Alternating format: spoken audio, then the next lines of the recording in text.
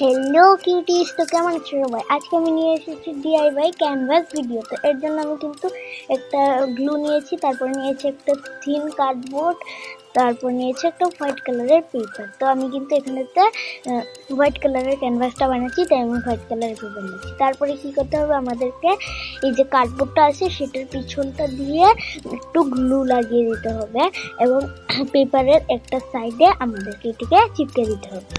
তো ভালোভাবে একটু চিপকে একটু ধরে রাখলেই কিন্তু হবে। তো এটা খুব স্ট্রংলি আটকে যাবে। তারপর এটাকে ফোল্ড করে অল্প একটু চাপা দিয়ে দিলেই কিন্তু অনেকটাই স্ট্রংলি এটা চিপকে যাবে। তারপর লাগবে আমাদের সিজার, এবং সিজারের হেল্পে কিন্তু আমাদের সাইড থেকে যেভাবে ভিডিওতে দেখানো হচ্ছে সেভাবে কাট করে দিতে হবে, ঠিক আছে? তো সুন্দর করে আমি কিন্তু সাইড দিয়ে এরকম ত্রিকোণ আকারে কাট করে দিয়েছি।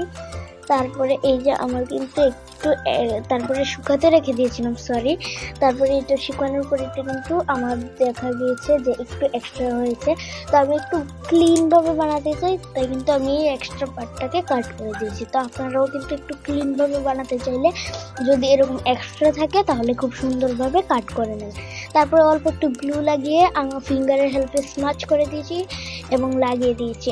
আর তখনই হয়ে গেল আমার সাথে প্রপার। আমার এই পেছন দিকটা দিয়ে কিছুটা বাকিয়ে গেছে, কিন্তু এরকম পেছন দিয়ে কিছু হলে কিন্তু কিচ্ছুই হবে না, সামনে দিয়ে ক্লিন রাখতে হবে, সেটার দিকে ধ্যান রাখবে। তো এই জায়গাতে আমি আর সেই ভুলটা করতে চাই না, তাই কিন্তু আমি সিজারের হেল্পে এই মাঝখানটা থেকে অল্প একটু কাট করে দিয়েছি।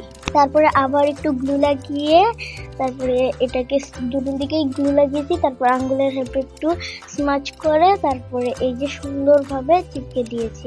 তো এইভাবে কিন্তু আপনারাও করে দেবেন। তারপরে কি করতে হবে, এটাকে কিছুক্ষণের জন্য জোরে চাপা দিতে হবে, তাহলে কিন্তু খুব সুন্দরভাবে হয়। তারপরে এটাকে এইভাবে বাঁকালে কিছুটা এরকম লাগবে। তো পেপারটাকে উপর দিয়ে কিছুটা এইভাবে ফোল্ড করে দেবে। তারপরে এই যে এই ট্রায়াঙ্গেলটা হয়ে আছে সাইডটা দিয়ে, সেই জায়গাতে একটুখানি গ্লু দিয়ে লাগিয়ে দিতে হবে। তো এভাবেই কিন্তু আমি লাগিয়ে দেবো দুনো দিকে গ্লু লাগিয়ে। তো আমাদের ক্যানভাস কিন্তু প্রায় রেডি। তো আমাদেরকে তারপর এটিকে সুন্দরভাবে ফোল্ড করে দিতে হবে। তারপরে এটার মাঝখানটা দিয়ে অল্প একটু গ্লু লাগিয়ে দিতে হবে। তো অল্প একটু না, আমি একটু বেশিই দিয়েছি, কারণ এই জায়গাটায় কিন্তু স্ট্রংলি চিপকাতে হবে। তারপরে চিপকে একটু চাপ দিলেই কিন্তু আমাদের ক্যানভাস একদম রেডি। কিরকম হয়েছে আপনারা কিন্তু কমেন্টে জানাতে ভুলবেন না।